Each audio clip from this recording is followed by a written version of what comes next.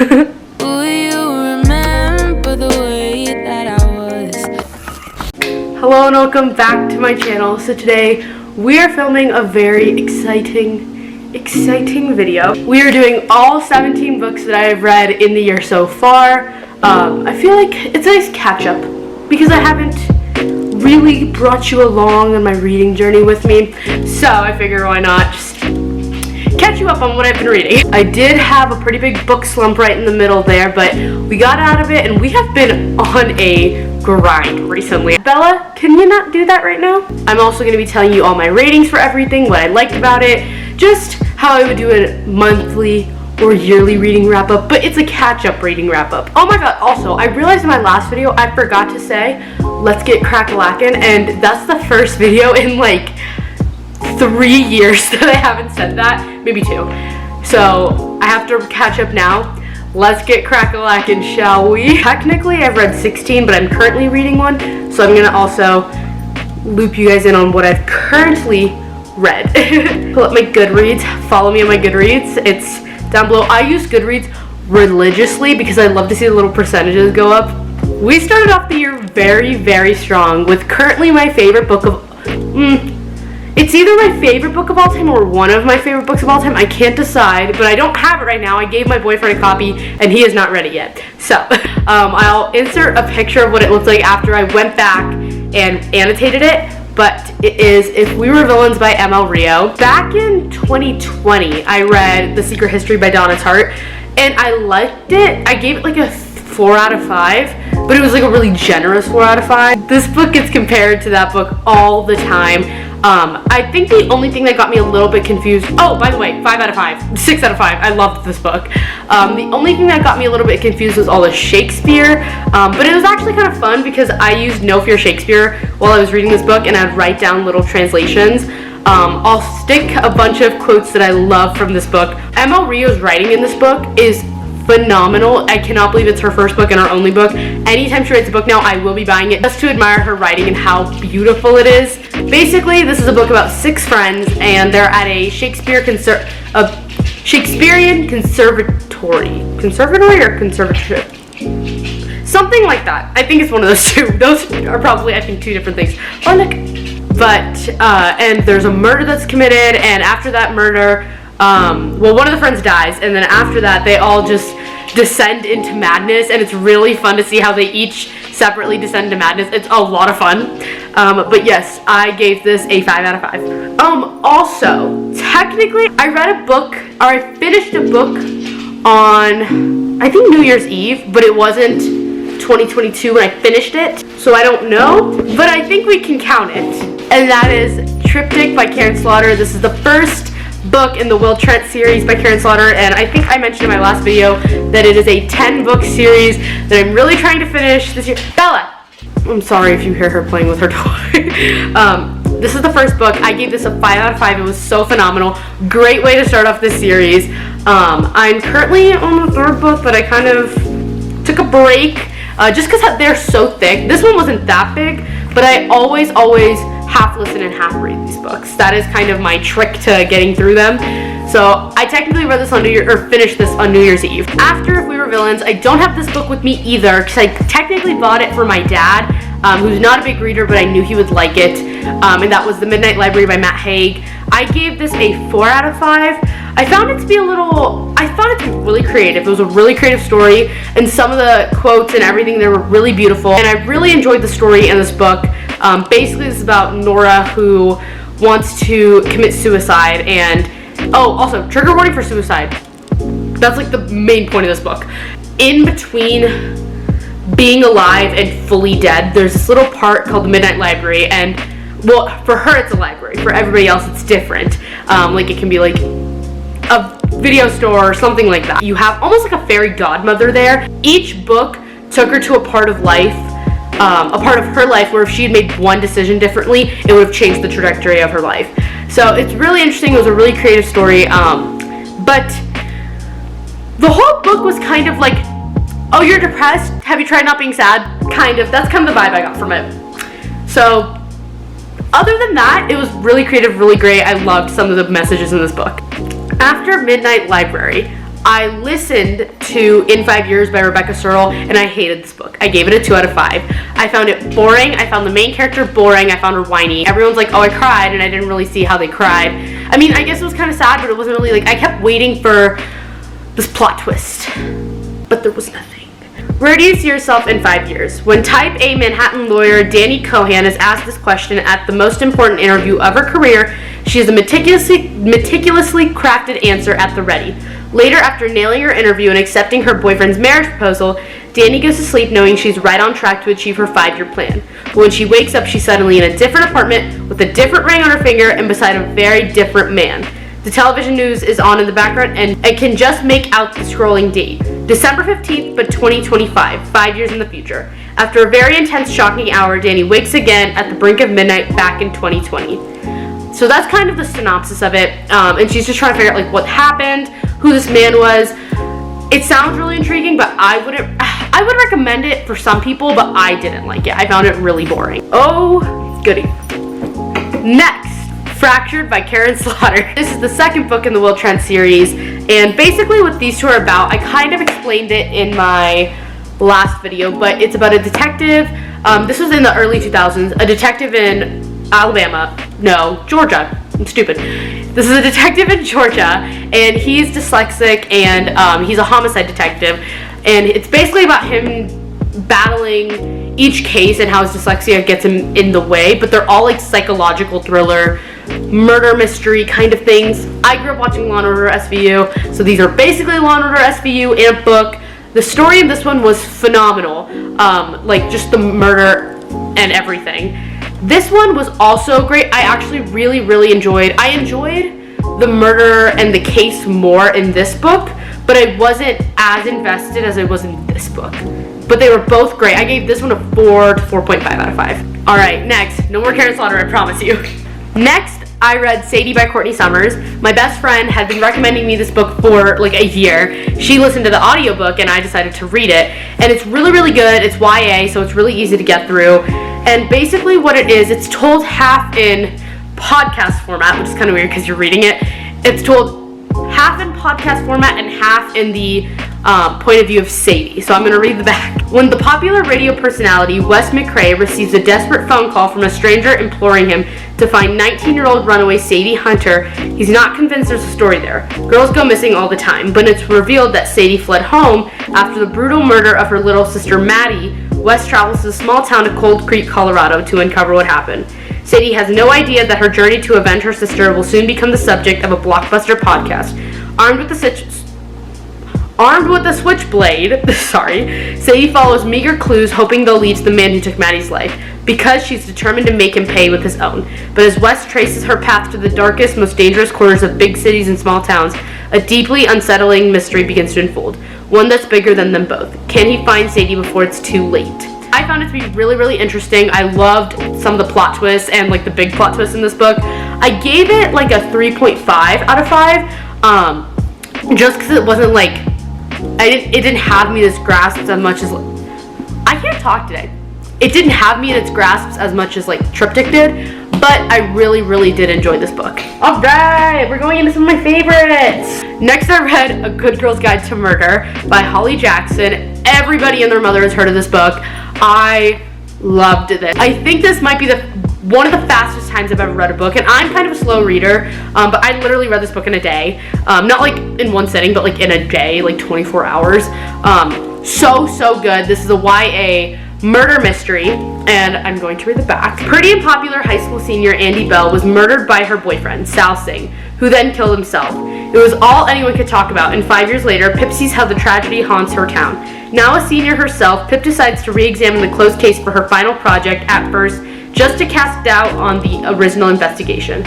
But soon she discovers a trail of dark secrets that might actually prove Sal innocent, and the line between past and present begins to blur. Someone in Fairview doesn't want Pip dinking around for answers, and now her life might be in danger. I loved this book so much. It sounds kind of weird, but I really liked that they made Ravi Indian, just because I don't see a lot of Indian representation in a lot of books, and I really enjoyed just the relationship between, I really enjoyed the relationship between Ravi and Pip, that it was kind of innocent and that they were best friends, both solving the same case. The whole thing was just awesome. But yeah, this was a total 5 out of 5. I could not put this book down. Let me just say this, that January was my best reading month so far. I think I might surpass it in March, but January was my best reading month, not only because of the amount of books, so many 5-star reads. So many 5-star reads, including this next one. Hello? Hi. Hi, I'm filming a video. So cute. I read a lot of TikTok books this month, but they were all really good. They were like 5 stars. Next, I read The Love Hypothesis by Ali Hazelwood. So freaking good. 5 stars. Basically, the plot is kind of confusing. Like, look at how much is read on the back of this. So much. This is basically a fake dating romance trope between a student and a PhD student and her, not her advisor, but one of the advisors, which is why it's okay.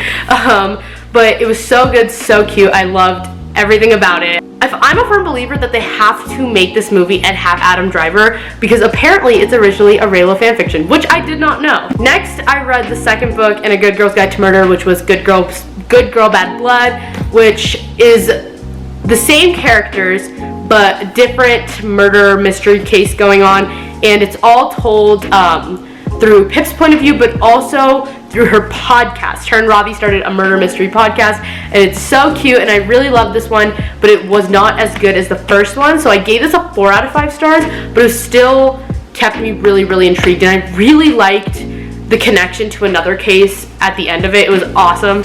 I will say that I thought that the second one was a lot more creative than the first one.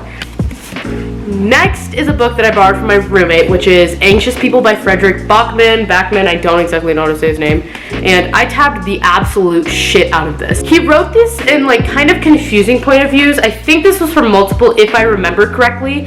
And I ended up giving this like a 3.5 out of 5 stars because it dragged on for a long time. I don't think it needed to be as long as it was, even though his writing was impeccable. I will say, like, this is some of the best writing that I've read all year.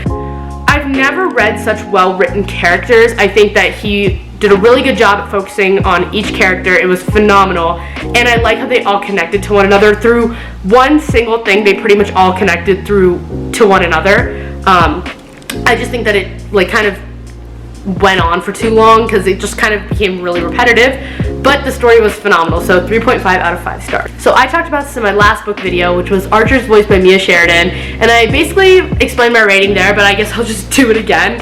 I rated this a 3 out of 5 stars, 2.75 to 3 out of 5 stars. Wasn't my favorite. Out of all the TikTok books, this sounded the most intriguing to me, like out of all the romance books, because I try to not read romance too often. It's just not really my favorite. But this one sounded the most intriguing to me, but I didn't enjoy it all that much. I just found it kind of cringy at times. I really enjoyed the story. Like, the story was really creative, how they just communicated through sign language. If you want to hear a synopsis, go to that video, my previous video. But yeah, it was not my favorite book of the year, but it did have some really great lines in it, which is why I tabbed completely. My next book was also in my last book video, but I hadn't finished reading it at that point, and it is Notes on an Execution by Dania Kukafka.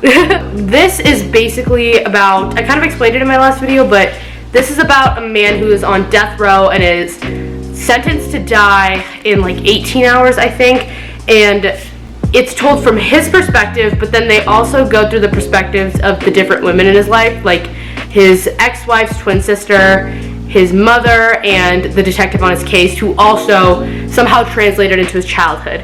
And this book was really, really good, but it didn't have the ending I wanted. Not the ending, but like it didn't keep me on the edge of my seat. It wasn't my favorite. Like, the story got kind of boring, kind of repetitive, and you just ended up hating the main character. Like, I really just hated him based on what everybody was telling me. So I didn't find any character in this book really likable, so I gave this like a 3 out of 5 stars. It was kind of hard for me to finish, but some great writing, and I thought the storyline was really creative.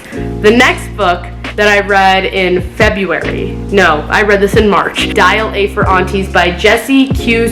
Sutanto, which is his perfect timing because her next book, 4 Aunties and a Wedding, comes out in 5 days, I think, and I just pre-ordered it. Half listened to this. I was listening to the majority of this, and then towards the end, I had to go to Barnes & Noble's for something, and since I came like early, I decided to just get the book and finish it up, and it was phenomenal. I give this a 4 out of 5, and basically this is a story about an Indo-Chinese girl who her aunties basically have controlled everything her entire life, and her mother sets her up on a blind date, and she accidentally kills him, and her aunties basically all band together to help her hide the body, and it is just phenomenal. I loved this book, and I thought it was hilarious. Also, if you can't get the book, listen to the audiobook. I love the narrator.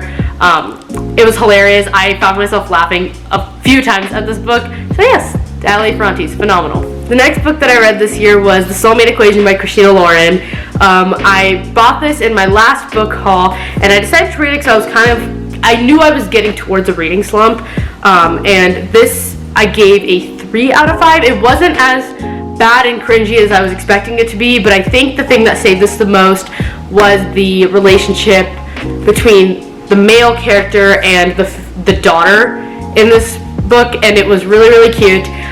Just a cute little rom-com book. The plot is kind of weird. It is kind of weird. It's like, basically, the male character in this book creates this DNA testing dating app, almost, and the female character in this book is a single mother, and she decides to, like, kind of participate, and she gets, like, what they call a diamond match, and it's with the creator of this dating app. So it's kind of a weird plot, but I really enjoyed it. It was kind of cringy at times and kind of a weird plot line. Like, you know this would never ever happen, but that's also kind of the point of fiction. So yeah, 3 out of 5. It was a book that I finished, I think a week ago, maybe less than a week ago, and that is Simon versus the Homo Sapiens Agenda.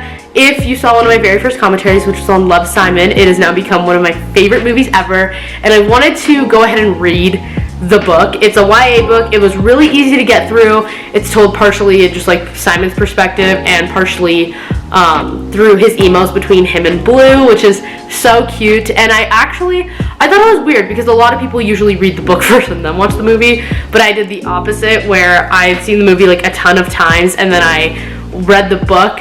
So there were a ton of differences between the book and the movie, and they actually changed a lot of things. Or I can't say changed a lot of things because this came first, but there were a lot of differences that I didn't like. Like, I will always prefer the movie because I love that movie so much. It's one of my favorite movies, which is really funny because in the commentary I said, oh, I don't think I would ever watch this movie again. So ignore that. It was really cute. Like, it was kind of just like a really cute little rom-com coming of age story, and I found myself smiling just as many times as I did when I watched the movie, but I will always prefer the movie to the book. So I gave this a 4 out of 5 stars. And I don't think I'll ever read the next two, which is, I don't know, the second one's weird. I don't exactly know who the second one's about, but then the third one is Leah's book, and I really don't think I'll ever read Leah's book. I actually finished this book a few days ago, and that is Finley Donovan Knocks 'Em Dead. I read Finley Donovan is Killing It at the end of last year. That was one of my last books of 2021, and I really enjoyed it. And then I decided to pick up the second copy, which came out in February, and I rated this like a 3.5 to 4 stars. The story did not capture me as much as the first one did. Which is so weird because there's either, I feel like usually once you're already in love with the characters, the second book becomes easier to love, but this time it wasn't. The story just wasn't as capturing, but I really did enjoy this book, but I enjoyed the first half more than the second half. Second half became kind of confusing with all the characters in the book, and the mafia and everybody, so I gave this a 3.5 out of 5 stars. I finished this book last night, and I was really in need of a 5-star read, or at least like a 4.5 star read, because I think the highest rating of a book was a 4 out of 5 this month, which was Simon and LA for Aunties. So I kind of wanted like a book that I would fall in love with again, because it wasn't a great reading month as far as ratings go. And I read White Ivy by Susie Yang. I love this book. If you were any like minority little girl and you grew up wanting to like fit in, this is the book for you. I grew up always wishing I was white, because that was like the beauty standard, and I always thought that those were the cool girls. And so I I really related to Ivy in this book, with how she grew up. Not how she grew up, because how she grew up was a little rough, but just her mindset growing up. This is a really interesting book, and I gave this a 5 stars on Goodreads, but I think I'd realistically rate it a 4.75. I'm going to read you the back. White Ivy begins as many coming to America stories do. Ivy Lynn, a Chinese immigrant, grows up in a low-income apartment complex in Massachusetts. She develops a crush on the golden boy Gideon Spear, whose family is the paragon of the WASP ideal. Ivy's mother is the Tiger Mom, berating Ivy regularly when she disapproves of her grades, her looks, her attitude. But Ivy is a mentor, her grandmother Mei Fing, from who she learns to shoplift to get the things that she needs. Years later, when she bumps into Gideon Spear's sister, Ivy believes it's destiny. She worked hard to be the right woman for Gideon. Just as they begin dating, another man from Ivy's past appears, and he has his own set of rules. Ivy soon has a foot in 2 vastly different worlds. The question is, which will she choose? The thing about this book is I relate to the younger version of Ivy. I hated Ivy's character, but I think that's what you're supposed to do. I watched a lot of Susie Yang interviews right after I finished this book, and she basically said, she was like, you're supposed to hate Ivy because Ivy is not likable. Ivy is selfish and she's stuck up, and she basically thinks that the world revolves around her, and people tell her that in this book. People are always like, things are not about you, sorry. But I loved this book. I related to it on a lot of levels, and I recommend everybody read it. It's great. This also, I think, is more literary fiction than just regular fiction. And lastly, the book that I'm currently reading, which I started this morning, and I'm like 30% through, is Tuesdays with Morrie by Mitch Albom. Mitch Albom is one of my favorite authors. I read The 5 People You Meet in Heaven in high school, and it completely changed my life. I loved it. And I've read For One More Day as well, but I never read his like classic. Usually people start off with this novel, and I'm currently reading it, and I love it so far. I definitely think this will be a 5-star read, just because most of his reads for me are 4 to 5 stars, just because they're so touching and his writing is so phenomenal. Those are all the books that I've currently read this year. It's kind of a catch-up reading wrap-up. Because I did this, I don't know if I'm going to be doing a March reading wrap-up, just because you guys have seen most of the books that I've read in March, and March ends in like 8 days. I hope you guys enjoyed this video. If you did, please sure to like, comment, and subscribe. Feel generous, follow me on all my social medias, and I will see you guys in my next video. Alright, bye.